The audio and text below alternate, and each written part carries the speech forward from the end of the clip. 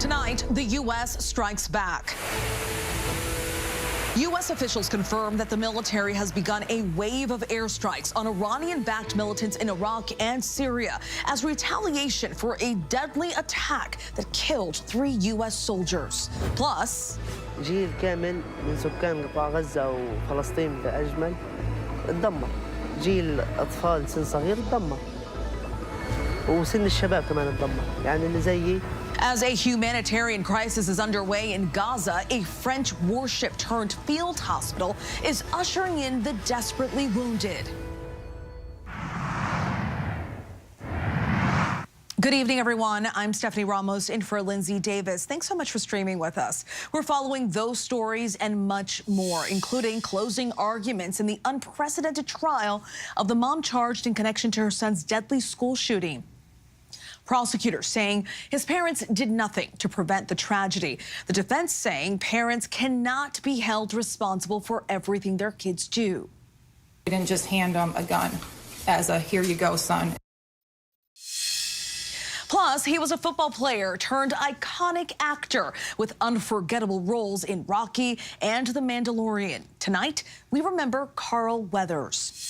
And from the streets of the Bronx to the Paris Olympic Games, this Black History Month, we are honoring the pioneers that aided in the evolution of breakdance. But we begin with breaking news. The U.S. military has begun a wave of retaliatory airstrikes against Iran-backed militants in the Middle East. U.S. military aircraft, including B-1 bombers flown from the United States, struck more than 85 targets in 7 separate locations in Syria and Iraq late this afternoon. The White House has vowed to retaliate for the deadly drone strike that killed 3 American soldiers and wounded at least 47 others at an American base in Jordan last weekend. President Biden and First Lady Jill Biden joined the families of the fallen for today's dignified transfer at Dover Air Force Base. Can Biden strike a balance to send a clear message to the militants but avoid triggering broader fighting in the region? We'll get into that in just a moment, but first, ABC's Mary Bruce at the White House. Tonight, the powerful retaliation the U.S. had promised, unleashing a major counterstrike on Iran-backed militants in Iraq and Syria, a direct response to the drone attack that killed 3 American soldiers and injured more than 40 on a remote U.S. base in Jordan. The U.S. saying the airstrikes began at 4 p.m., hitting 85 targets in 7 locations inside Iraq and Syria, including command and control operations centers and intelligence hubs, taking out rockets, missiles, and attack drones belonging to militia groups and their Iranian sponsors, who facilitated attacks against U.S. and coalition forces. The U.S. dropping more than 125 precision munitions from multiple aircraft, including B-1 bombers that flew from the U.S. President Biden tonight saying this is the first wave of a response that will continue at times and places of our choosing, and warning the United States does not seek conflict in the Middle East or anywhere else in the world, but let all those who might seek to do us harm know this: if you harm an American, we will respond. Notably, none of today's strikes hit Iran directly. The president remains concerned, not wanting to start a wider war. Just hours before, a powerful reminder of the weight of these decisions.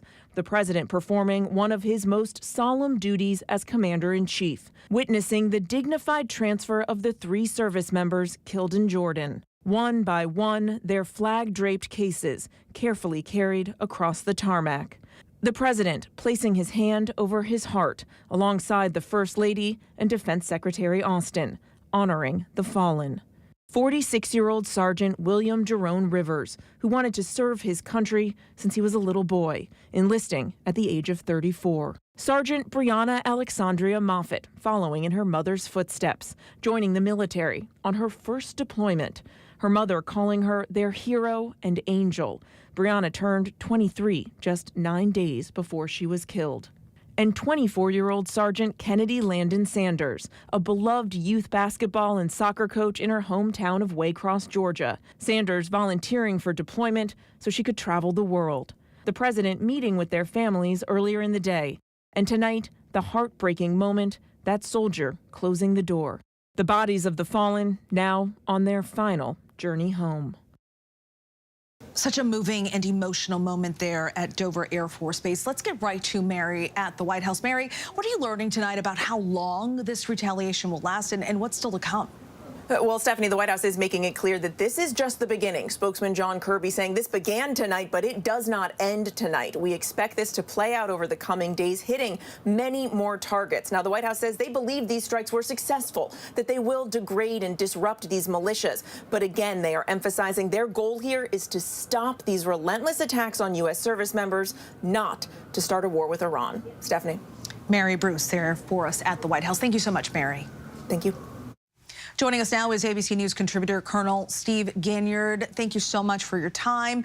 Big picture, what do you make of this round of strikes?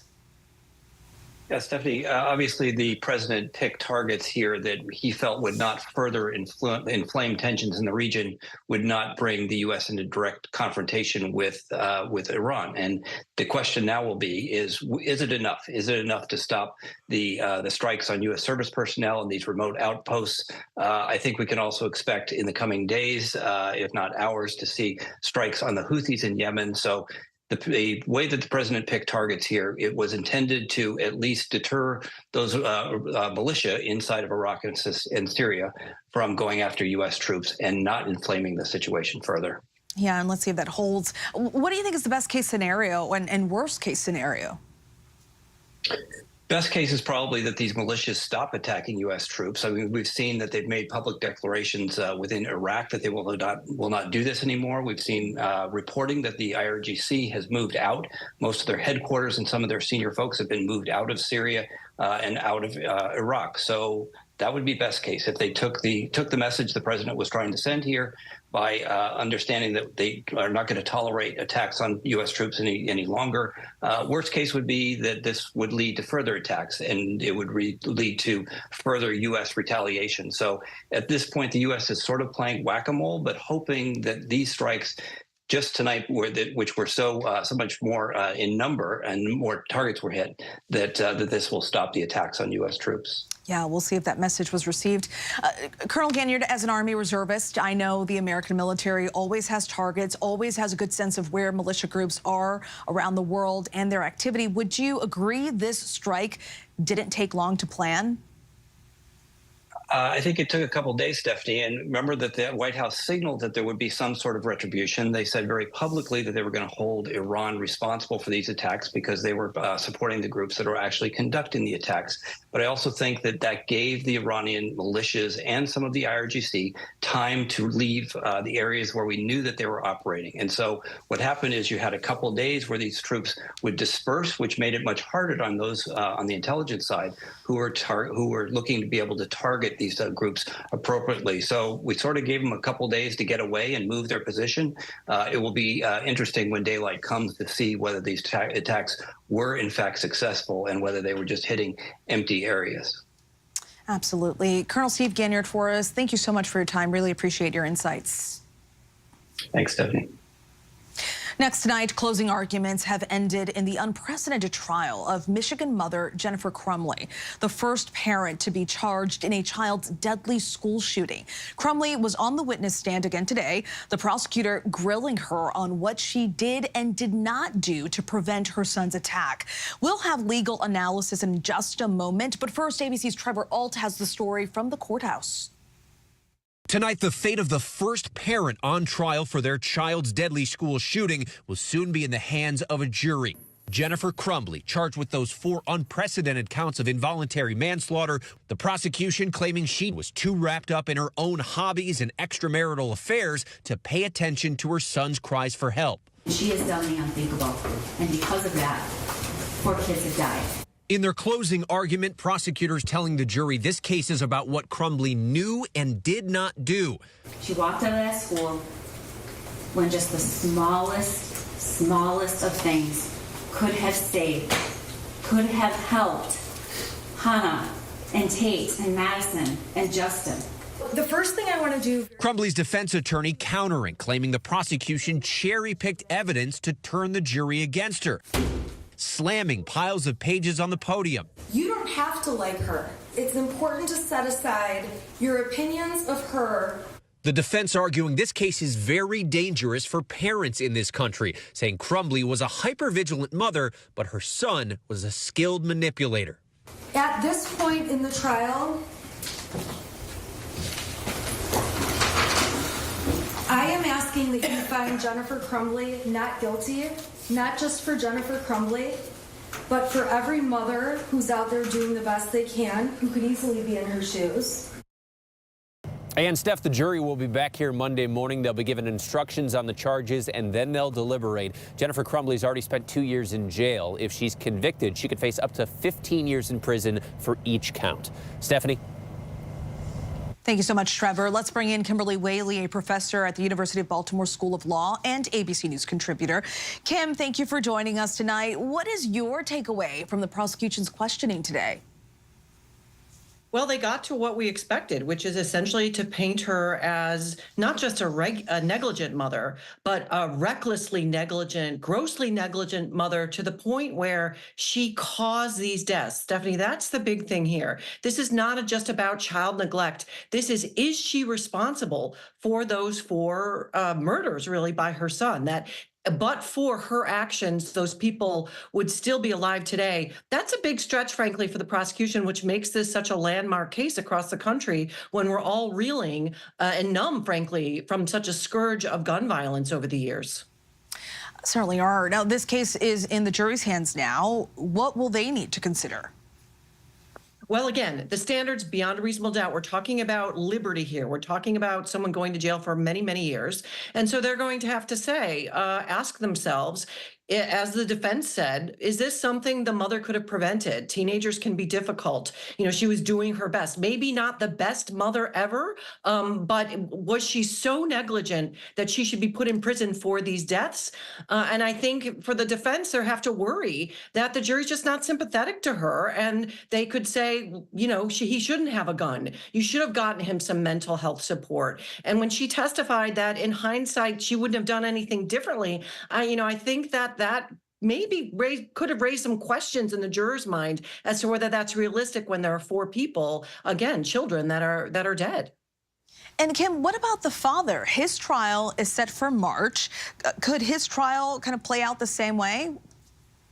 Sure. I think part of the defense here was to point to the father as the one responsible for the guns. Now, just to be clear, nothing here is illegal about the guns. He legally owned the gun. The family owned the gun. There wasn't any allegations here that under Michigan law, they violated the law. And so the bigger question for both of these defendants is really, should it be parents that are held responsible for this problem, or it should be the legislators who don't put in place protections for the public? But she's going, the defense in the second trial for the dad is going to have to get over this idea that he was encouraging or negligent around giving him the gun, training him on the gun, making sure he didn't abuse the gun, knowing that this kid was in some level of crisis, because as a prosecution demonstrated, it was all over his personal notebooks, and the school was concerned that he was going to take some serious action. But we've seen this before. Again, Stephanie, we've seen this before. So this is a watershed moment. Is the liability now going to be shifting to parents to control their children when we're awash in guns in this country? All right, Kim, we'll see what happens. Whatever the verdict is, this is certainly setting a precedent. Thank you so much for your time. Thank you. Now to the life-threatening storm on the way to California, the second in a row fueled by an atmospheric river. That first storm is now moving east after bringing record daily rainfall in Long Beach, floodwaters sweeping away cars. Now Santa Barbara and Los Angeles bracing to be the hardest hit. ABC's senior meteorologist Rob Marciano is tracking it all for us tonight. Hey there, Rob, what more can you tell us? Well, both of these storms, Stephanie, are really bringing coast-to-coast impacts. That first one is now entering Texas. It's brought heavy snow to the Rockies, and now the severe weather and the storms are bubbling up across parts of Texas tonight, between Dallas and Houston, then down I-10 on I-20 during the overnight and through tomorrow. Louisiana, Mississippi, Alabama, Georgia, and then California. Those three states really during the day on Sunday are going to be quite a mess, not just with damaging winds potentially and heavy, potentially flooding rain there. While that's coming down to the east, what's coming ashore is the next wave, and high wind warnings are up, winter storm warnings and flood watches are back up with this next atmospheric river making landfall, if you will, Sunday morning across northern California. Look at that push of moisture, more flooding rain coming in there, the central coast, and then eventually the southern coast late in the day. After the front comes through, heavy convective showers will only add to the rainfall. And because of that, we're looking at the potential of 6 to 12 inches of rain in some of the mountainous areas across central and southern California, right on the coast there. And because of that, the National Weather Service is saying there's a pretty good likelihood of seeing some life-threatening flash floods and mudslides for a huge chunk of the California coastline and in the hills there Sunday, Monday, maybe even into Tuesday. High-impact storm. Stephanie? That's a lot to watch. Rob, thanks so much. District Attorney Fani Willis, the Georgia prosecutor who has charged Donald Trump with election interference, acknowledging a personal relationship with a lawyer she hired. But Willis argued there is no reason to disqualify her or her office from the case. Here's ABC's senior investigative reporter Aaron Katursky. Tonight, after weeks of mounting questions, Fulton County District Attorney Fani Willis acknowledging a romantic relationship with a special prosecutor she hired to lead her case against Donald Trump. But in a new court filing, Willis insists her relationship with that prosecutor, Nathan Wade, does not amount to a disqualifying conflict of interest requiring her to recuse herself. Trump and two of his co-defendants have accused Willis of improperly benefiting from hiring Wade, who has been paid $650,000 over 2 years.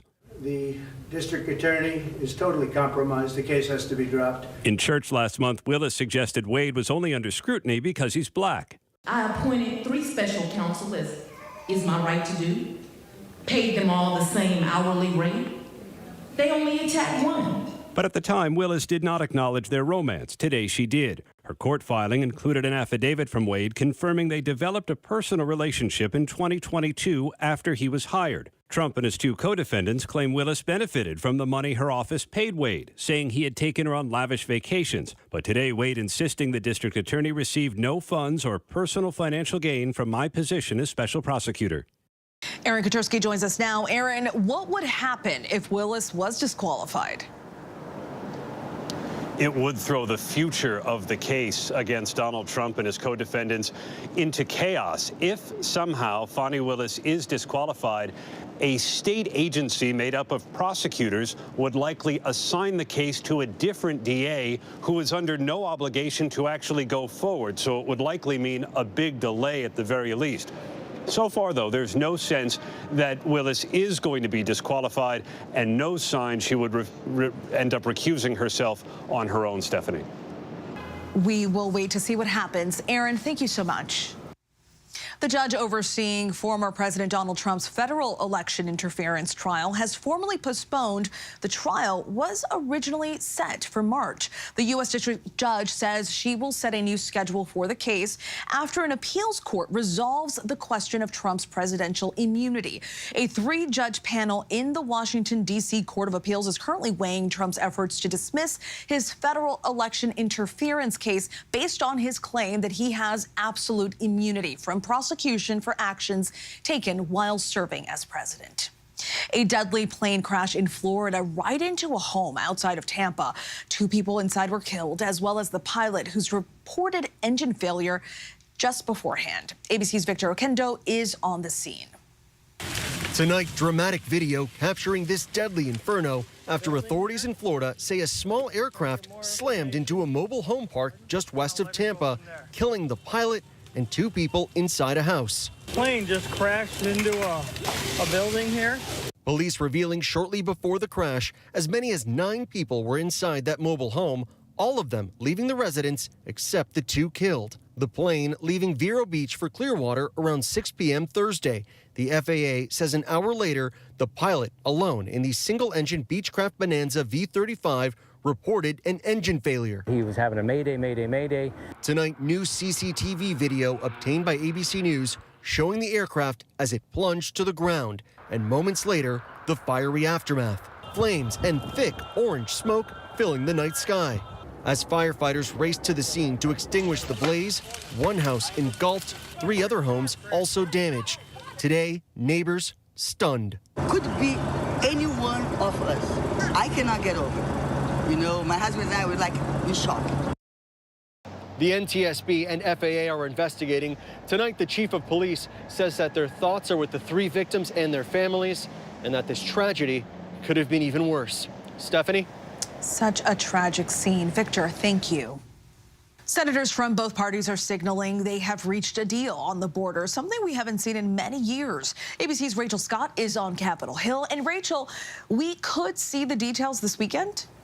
Yeah, we could see the details as soon as this weekend. This is a long-awaited compromise from Democrats and Republicans in the Senate. It's the first time they've actually reached a deal in over a decade on border security and immigration. So the final legislation could be released this weekend, and the Senate does want to move quickly on this with votes expected next week, but it does face major challenges ahead in the House. We know Donald Trump, who wants to run on the issue of immigration in November, he has been personally urging Republicans to vote against this compromise before they even have a chance to read the details of the bill. And so tonight you have the leading Republican negotiators in the Senate. They are urging their colleagues to wait to read this legislation before they decide how they will vote. Stephanie. We will see what that deal includes. Rachel, thanks so much. The nation's employers delivered a stunning burst of hiring to begin 2024, adding 353,000 jobs in January. This is the latest sign of the economy's ability to shrug off the highest interest rates in 2 decades. Last month's job gain is roughly twice what economists had predicted. The latest gains showcased employers' willingness to keep hiring to meet steady consumer spending. The unemployment rate has now come in below 4% 2 years in a row, the longest streak since the 1960s. From football to iconic screen roles, tonight we are remembering the life and legacy of actor Carl Weathers. World News Tonight anchor David Muir reports. He was Apollo Creed fighting Rocky Balboa for the title in Rocky in 1976. Apollo Creed. Carl Weathers on screens big and small for more than 50 years. It's Apollo. Who'd you expect? I was hoping it wouldn't show. Born in New Orleans in 1948, Weathers first tried his luck at football, taking drama lessons during the offseason. Cast as heavyweight champion Apollo Creed at first, Rocky's foe. Later, his friend and his trainer. Damn, Rod, come on! What's the matter with you? Tomorrow. Let's do it tomorrow. There is no tomorrow! Weathers portraying Creed for nearly a decade, 4 Rocky movies, famously killed in the ring in 1985's Rocky IV. Weathers would go on to appear in more than 75 films and TV shows during his 5-decade career. Dylan! There was Predator with Arnold Schwarzenegger, Happy Gilmore, Action Jackson, and later... Is there a problem here? The Mandalorian, earning him a Primetime Emmy nomination. Tonight, Weathers' family announcing he died in his sleep, saying he was an exceptional human being who lived an extraordinary life. He has left an indelible mark and is recognized worldwide and across generations. As a friend. Carl Weathers, remembered tonight. Stand by my side this one last time. Certainly an exceptional person. Still much more to get to here on Prime. Coming up, the growing concern about power steering losses in recent Teslas and what U.S. regulators are doing about it. But next in our Prime focus, aboard a hospital ship just off the coast of Gaza, veteran military doctors share with Ines de la Quatara how this war is different from any they've seen. It's the first time I see this in a war context, that there's a systematic attack on the healthcare system.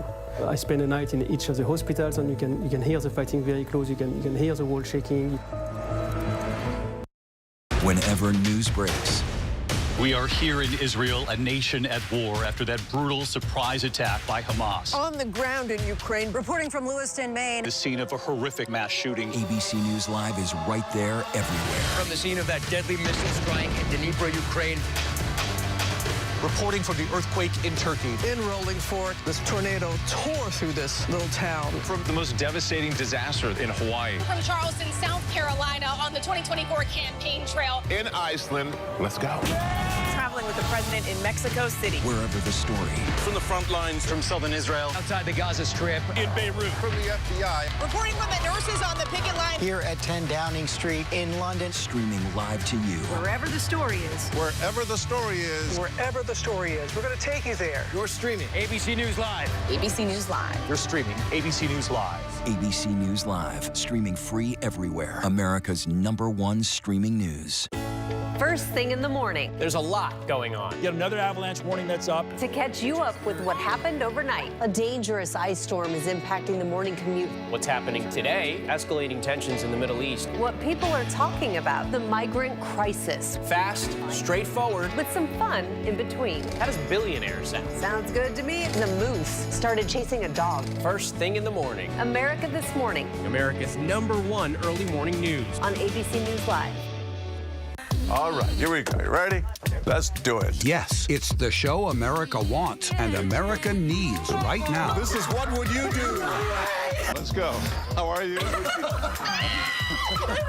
Yes. So what will you be watching Saturdays on ABC News Live? What would you do? Hey, I guess I just found out. The What Would You Do Marathon, 2 to 6 Eastern, every Saturday on ABC News Live. My favorite show. The humanitarian crisis in Gaza is deepening. Since the Israel-Hamas war began, more than 66,000 people have been injured. That's according to the Hamas-run Gaza Health Ministry. In a desperate attempt to help the wounded, a French military hospital ship docked near Egypt and is treating the critically wounded, many of them children. Many of those children dealing with amputations. ABC's Ines de la Quatara was given rare access to the hospital ship and takes us on board in tonight's Prime Focus. We do want to warn you, some of these images are difficult to watch.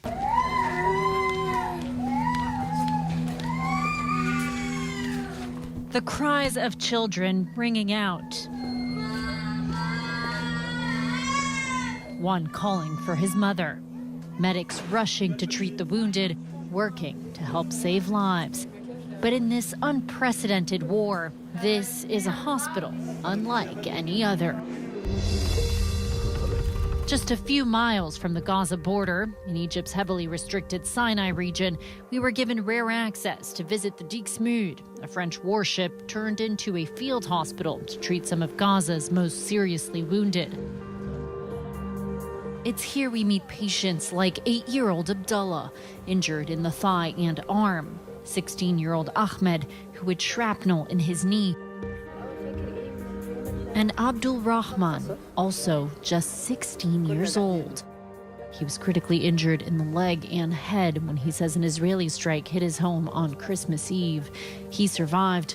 The rest of his family did not. وكل أهلي تقريبا راحوا. أما أبوي إخواتي وظل بس أنا الوحيد في العيلة اللي إحنا فيها بس أنا. Over 27,000 Palestinians have been killed since the beginning of the war, but nearly 3 times that number have been injured, according to the Hamas-run health ministry.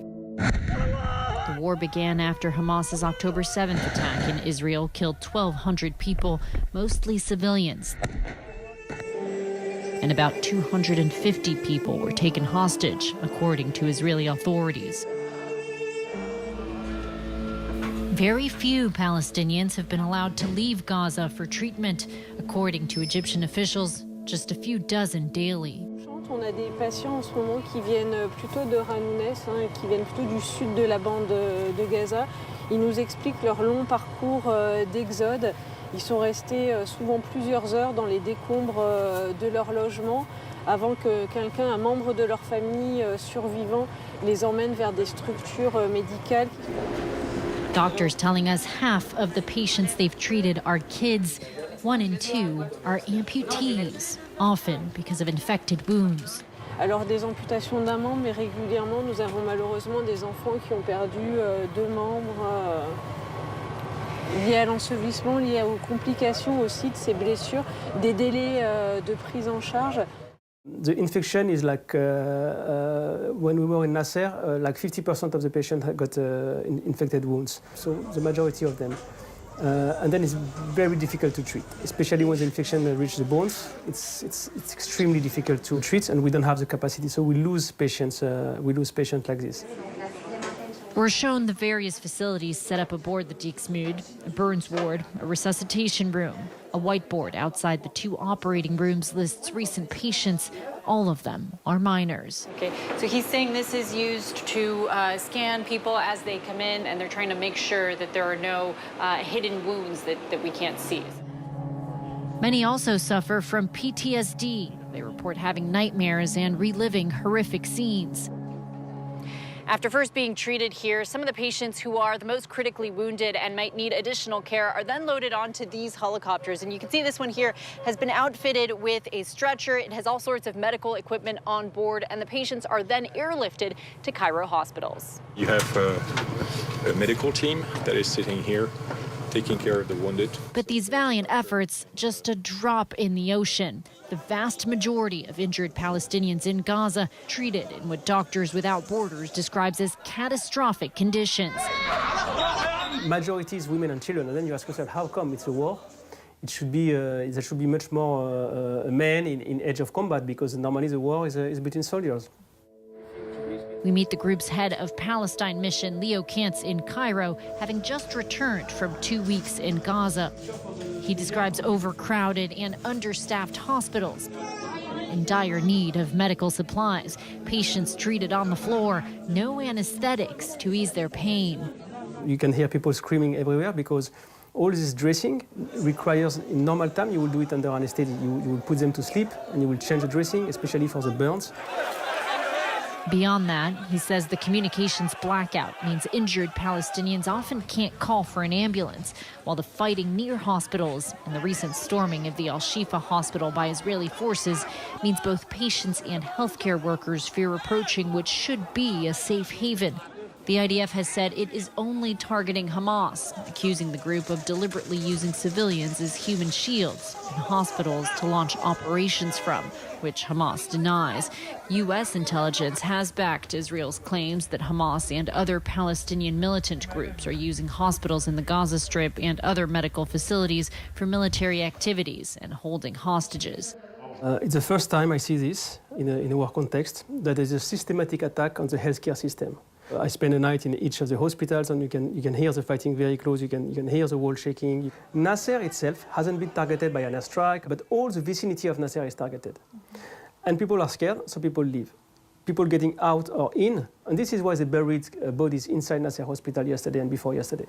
There's a cemetery just 100 meters away from the hospital, but people are too scared to walk to the cemetery. And currently Nasser is full of patients, which are critical patients, running with 20% of the medical staff. So I let you imagine how it's impossible for the patients to recover, and we expect that many of them will die because of this, because they don't have the proper health care.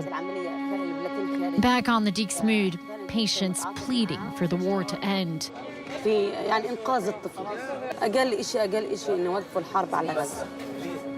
جيل كامل من سكان قطاع غزة وفلسطين بأجمل اتدمر. جيل أطفال سن صغير اتدمر، وسن الشباب كمان اتدمر. يعني اللي زيي في ناس أسوأ مني، في جنبهم مقطعين، في إيديهم، في استشهدوا. Abdurrahman won't be able to walk for another 4 to 6 months, and he's got a long road to recovery ahead, but says he looks forward to going back to Gaza once he's healed. لأنه غزة مدينتي، دولتي.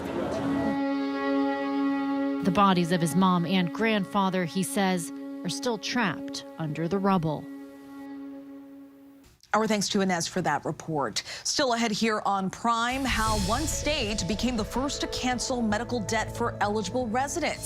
Our conversation with Deborah Jacobs on the new Disney Plus series Echo. And what are the chances the groundhog got it right? Can we really bid a farewell to winter? By the numbers coming up.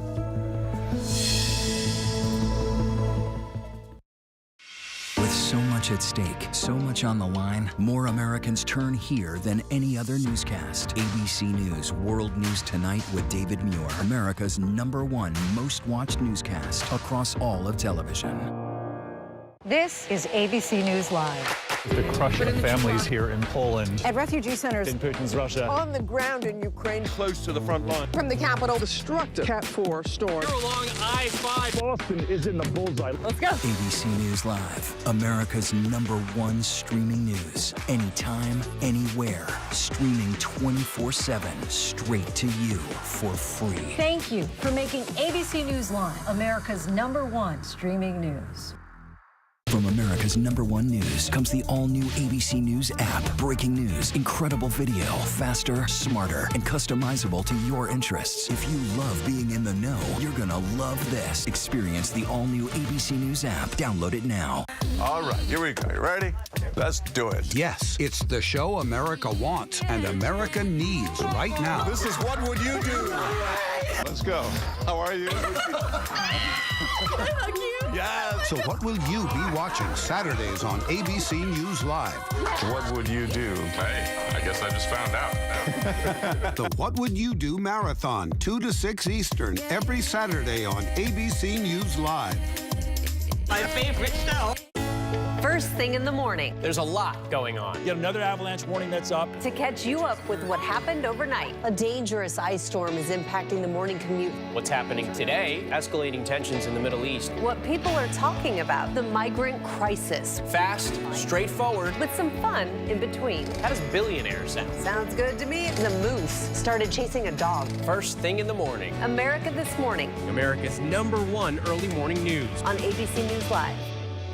The ideal male physique is tall, dark, and handsome. Money can buy you a lot of things. Money can't make you taller, right? We're bringing you behind the scenes of the newest cosmetic surgery. I feel fat. As a man, it's like, man, I wish I was taller. We see men who are taller as the alpha. I went from 5'9". Right now, with shoes, I'm 6'1". Everybody's freaked out by it on the basis of what it's called, leg lengthening. You only live once, so go for it. The Big Business of Getting Tall, now streaming on Hulu. Why do so many people start their day here? From ABC News, this is Start Here. To be in the know and get a different take on the day's top stories. A lot of news today, so let's get into it. Listen now to the Daily News Podcast honored with 4 Edward R. Murrow Awards and see why the New York Times calls it a news podcast worth listening to. Start Here, ABC News. Make it your daily first listen. Now, that's a part of the story I bet you didn't see coming. Wherever you get your podcasts, Start Here. It's lunchtime in America, so what are we serving up? Well, how about everything you need to know? You know, that sounds pretty good. Give it to me. Your health, your money, breaking news, pop culture with the biggest stars, music, trends, and of course, good food. GMA 3, what you need to know. A third hour of GMA in the afternoon. So join us, afternoons. For everything you need to know. I love that. Reporting from the nuclear-armed ballistic missile submarine, the USS Kentucky in South Korea, I'm Martha Radin. You're streaming ABC News Live. By now, you've probably heard Punxsutawney Phil did not see his shadow when he ventured out of his hole this morning. Here's what that might mean for the spring forecast, or not. By the numbers. Some 30,000 fans of Phil gathered in near freezing temperatures to hear the world's most famous groundhog's forecast this morning. It's just the 21st time he's predicted an early spring in his 138 years in the rodent forecasting business. But before you start putting away your sweaters, those other forecasters at NOAA say Phil's kind of right just 30% of the time in the past 10 years. The meteorologists at NOAA do say El Nino will make Pacific Ocean temperatures 2 to 6 degrees above normal into spring, keeping the worst of the Arctic air in Canada. That means 28 states from Washington to New York are likely to see warmer than normal temperatures, but 2 states, Texas and New Mexico, could see cooler than normal weather. While it's likely to be drier than normal in 12 states from Washington to New York and wetter than normal in 29 states from California to Massachusetts, largely due to that lingering El Nino. Well, Phil is in Pennsylvania after all, so maybe you got that part right. As NOAA points out, a national forecast is a tall order, even for a groundhog. Well, we still have much more ahead here on Prime. From the streets of the boogie down Bronx to the Paris Olympics, breakdancing's timeless appeal. And the latest on a cyber attack targeting a major children's hospital. Crucial systems down for days. That's coming up. wherever news breaks, it's so important to always remember that lives are changed. Here in London, in Buffalo, Uvalde, Texas, Edinburgh, Scotland. From Poland once again tonight. Thank you so much for streaming with us. Ukrainian refugees here in Warsaw. Do you think you'll ever be able to go back home? We're heading to a small community outside of Mexico City. Splintered houses and splintered lives. The magnitude of the devastation. You're streaming ABC News Live. Reporting from Rolling Fork, Mississippi. Santa Fe, New Mexico. Raleigh, North Carolina. The U.S. Capitol. Mayfield, Kentucky. Minneapolis. Mexico. Tongass National Forest, Alaska. Getting you behind the stories as they happen. Giving you a front row seat to our world as it plays out in real time, live. ABC News Live Prime. We'll take you there. Stream ABC News Live weeknights, America's most honored streaming news program, only on ABC News Live. Streaming free right now wherever you stream your news. First thing in the morning. There's a lot going on. Yet another avalanche warning that's up. To catch you up with what happened overnight. A dangerous ice storm is impacting the morning commute. What's happening today? Escalating tensions in the Middle East. What people are talking about. The migrant crisis. Fast, straightforward. With some fun in between. How does billionaire sound? Sounds good to me. The moose started chasing a dog. First thing in the morning. America This Morning. America's #1 early morning news. On ABC News Live. This is ABC News Live. The crush of families here in Poland. At refugee centers. In Putin's Russia. On the ground in Ukraine. Close to the front line. From the capital. Destructive Cat 4 storm. You're along I-5. Boston is in the bullseye. Let's go. ABC News Live, America's #1 streaming news. Anytime, anywhere. Streaming 24/7, straight to you for free. Thank you for making ABC News Live America's #1 streaming news. Whenever, wherever news breaks, it's so important to always remember that lives are changed. Here in London, in Buffalo, Uvalde, Texas, Edinburgh, Scotland. Reporting from Rolling Fork, Mississippi. Ukrainian refugees here in Warsaw. We're heading to a small community outside of Mexico City. Getting you behind the stories as they happen. ABC News Live Prime. We'll take you there. Stream ABC News Live weeknights wherever you stream your news. Only on ABC News Live.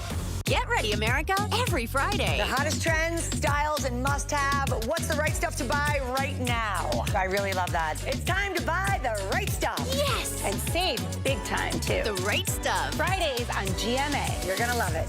Why do so many people start their day here? From ABC News, this is Start Here. To be in the know and get a different take on the day's top stories. Start here. Now, that's a part of the story I bet you didn't see coming. Make it your daily first listen wherever you get your podcasts. All right, here we go. You ready?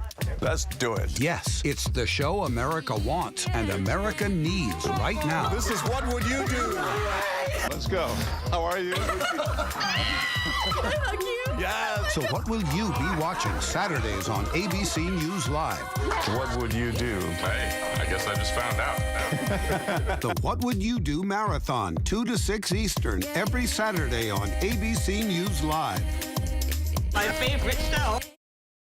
Vince McMahon under fire, millions of Teslas recalled, and a dog rescue. These stories and more in tonight's rundown.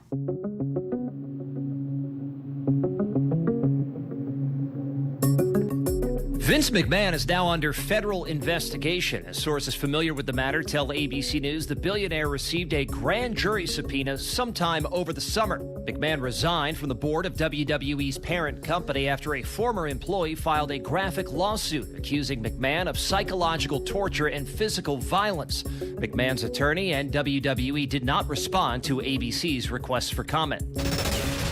About 2.2 million Teslas are being recalled because the National Highway Traffic Safety Administration says they have incorrect font size on warning lights, and that can make critical safety information difficult to read, which could increase the risk of a crash. Vehicles with the problem are going to get a free over-the-air software update.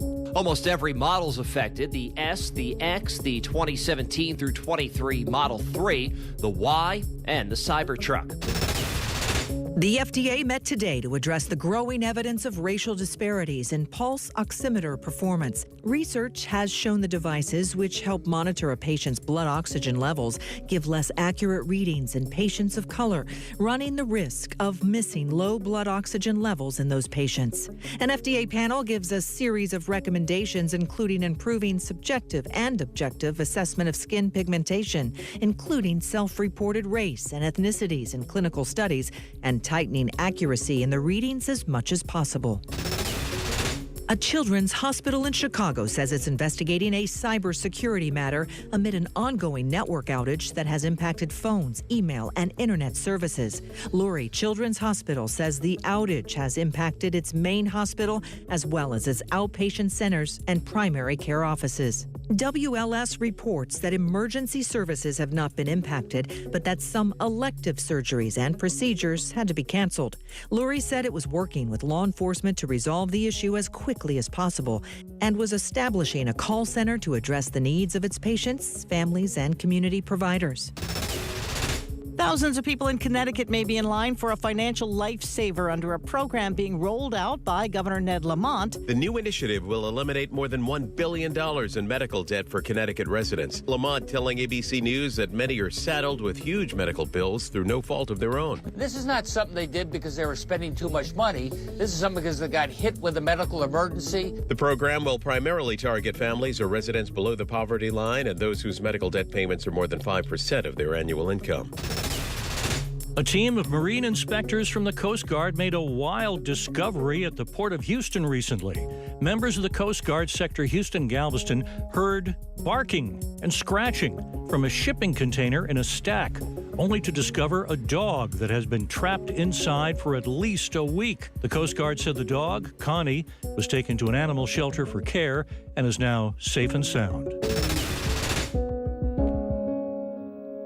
He's the owl that's been flying around New York City for a whole year. The story of Flaco has captivated New Yorkers since he was let out of his enclosure in 2023.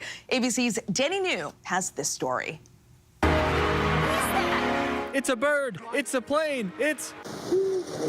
Oh, it's an actual bird, but a world-famous one that you can't usually find in North America. Well, right now, a group of dedicated bird lovers are trying to get an owl back to its home. It was 1 year ago today that the legend of Flaco was born, when a group of vandals left a hole in his enclosure at the Central Park Zoo.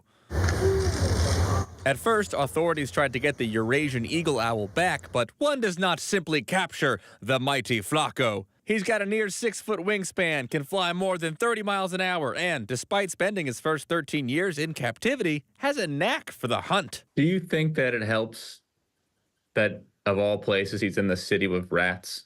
Oh, it absolutely helps. So what's so remarkable is that Flaco picked up this intricate skill on his own. David Barrett here runs a page on X called Manhattan Bird Alert and updates it every day with sightings of Flaco. He's just so beautiful. Frequently, folks around New York will find Flaco on their windowsill, and photographers often gather in Central Park to try and capture this rare, magnificent bird, enjoying some, oh my gosh. Damn! Since Flaco is proven to clearly be flying around and finding food just fine, the zoo has since called off the search, but said it would be monitoring him.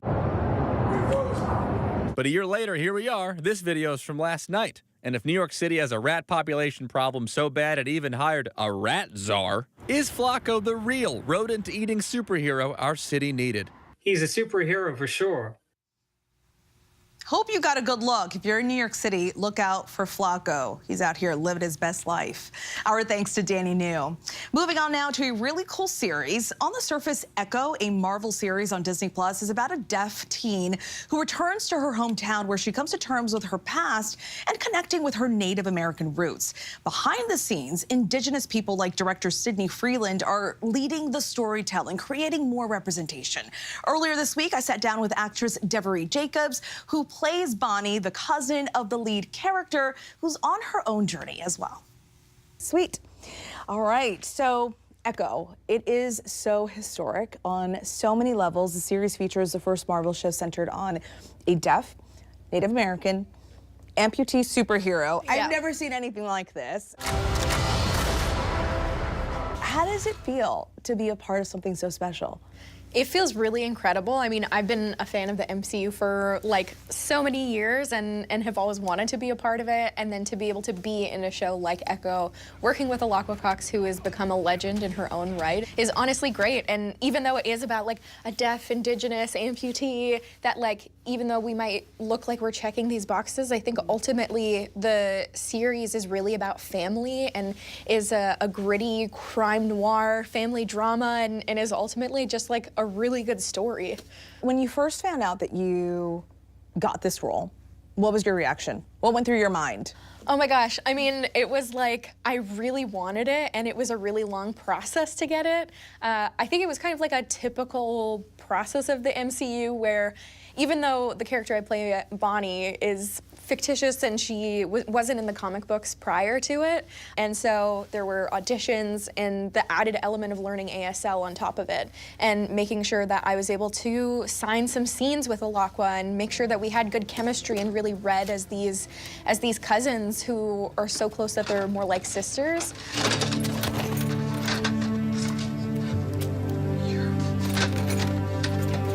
That's really awesome. So you mentioned your character, Bonnie. Tell us a little bit more about her. Bonnie is really full of heart. She is so incredibly close with Maya Lopez, and when Maya's ripped away to New York City, Bonnie is heartbroken and she's lost her cousin. And when Maya comes back into town, the version of Maya that Bonnie sees in front of her isn't necessarily recognizable. She's somebody who isn't the lighthearted cousin she knew. She's a killer. She is someone who is now wanting to be Queen Pin. And so I think there's a lot of reckoning for Bonnie happening and a lot of mourning who her cousin was, but also reminding her and bringing her back into the community and what family and unconditional love really looks like. Yeah, we can definitely see it. So in the series, there are Indigenous people in front of the camera and also behind the scenes. How important was that to have that type of environment on set? It was incredible to be able to have a project like that. I mean, I come from an indie film, Sydney Freeland comes from an indie film. I think so many of the people behind the camera, some of the writers, we are all from our communities and never thought we would have an opportunity to have a project in the Marvel Cinematic Universe. And so, yeah, just being able to look around, especially on the historic sets with like the first Choctaw woman Chafa, or with Lowak in the stickball scenes, and getting to see Native people, yes, in front of the lands and as actors, but also as creatives was something that just made it feel that much more special and meaningful, especially since we did it in collaboration with the Choctaw Nation and made sure we were telling the story in tandem with them every step of the way. It really makes a difference from taking it from the idea of what it means to be a Native person to really us telling our own stories and aspects from our own communities and cultures, and I think that's really beautiful. So Lily Gladstone just made history as the first Native American actress, I'm sure you're aware. Yeah. And only 4th Indigenous actress ever to be nominated for an Oscar. When you hear that, what does that mean to you? I mean, I think it's twofold. I think hearing that she's only the first Native American actress to be nominated for Best Actress makes me feel infuriated, because I'm like, we've had so many talented actresses out there that like, it's only now happening in 2024. That's an outrage. But also at the same time, I couldn't be happier for Lily and also for the Blackfeet community and for the Osage Nation. I think that it's about damn time. Not that you're not busy at all, but I know you're in high demand. You're doing a lot, but what's next? So what's next? I have a movie coming out in the spring. I had a film premiere at the Toronto International Film Festival last year. It's called Backspot, and I've been working on that film for over 6 years now as a producer, and I had a chance to film it last year. It's a queer dramatic cheerleading film. I act opposite Evan Rachel Wood in it, and it's executive produced by Elliot Page and his production company, Page Boy Productions. I used to be like a provincial champion gymnast, which a lot of people don't know about me, and I haven't really had a chance to explore physical roles like that, or the character that I play in Backspot named Riley. And a backspot, by the way, is like the bottom of the pyramid. Usually when people think about cheerleading, they think about the flyer and the woman who's being lifted in the air. Yeah. And people don't think about who like the bases are, who's the foundation of it. And so we kind of flip that on its head. Backspot in the spring. Come back and see us. Yes. Well, congratulations on absolutely everything that you're doing. You're doing a phenomenal job in representing a community that needs that type of representation. So kudos to you. Awesome. Thank you so much for having me. So lovely to meet Devery. Our thanks to her for sharing her story. You can stream the limited series Echo on Disney+. As we kick off Black History Month, we're celebrating the history of breakdancing. Going mainstream 40 years ago, breaking is now making its debut as an Olympic sport. ABC's DeMarco Morgan has the story of its evolution. Born and bred in the Bronx, breaking or breakdancing is one of the pillars of hip-hop. In the 70s, this new style of dance was booming in New York City's predominantly Black and Hispanic communities. Shake that thing, work that thing. Tony, Mr. Wave Wesley, is one of breaking's pioneers. Actually, I started watching it in the 70s when I saw Michael Jackson doing the robot and the dancing machine. Tony remembers when breaking exploded on some of the city's toughest streets. Webster Projects was a very, very dangerous project. But when they played the music and they brought out their speakers, it was just calm. Everybody was drawn to the music. Legendary crews like the Rocksteady Crew, Dynamic Rockers, and Tony's crew, the New York City Breakers, helped breaking become big in 1984 and hit films like Breaking. That's good. And Beat Street. What I learned to do is not just wave, but I learned to wave and vibrate at the same time. And then I just go all the way down and come all the way back up. Today, B-boys and B-girls are breaking all over the world. I can tell you this about breaking. The reason why it is global and in every city, just about every country, you don't need money. You don't need to buy microphones. What you need is willpower, understanding of the dance, and discipline. And this August, B-boys and B-girls will be going for the gold when breaking makes its debut on the biggest stage of them all, the Olympics in Paris. This is major for breaking and hip-hop in general, because coming from nothing to being on a huge stage like the Olympics is like nobody could expect it. One of the leading hopefuls to make Team USA's Olympic squad, Jeffrey Lewis, a.k.a. B-Boy Jeffro. Olympics was never on my mind when I started breaking. I started breaking just for the love of it and the freedom of movement. For Jeffro, being a B-boy is more than just head spins and jaw-dropping moves. It's one of those sports where there's a lot of culture involved, so you have to learn the cultural side of things, too. And for Tony, watching young breakers like Jeffro, he says breaking's in good hands. There you go. So, we had a whole lot of flavor. And that respect is mutual. He's so fluid in it. Like, he looks like water. That's pretty crazy. He's the only one that's styled out. Tony has this message for Team USA. I would tell them, absorb the moment, understand where you're at and why, and take a step back and gain insight. And then take that insight and help the youth. In breaking, we have a motto that's called each one teach one. So what was given to me, I'm giving back to others, and hopefully they give it back to the next. From dancing to a sport, breakdancing has really transcended so many generations. Our thanks to DeMarco Morgan for that story. That's our show for tonight. I'm Stephanie Ramos. ABC News Live is here for you all night with the latest news, context, and analysis. You can always find us on Hulu as well, Roku, Pluto TV, and the ABC News app, and of course, abcnews.com. Have a good one.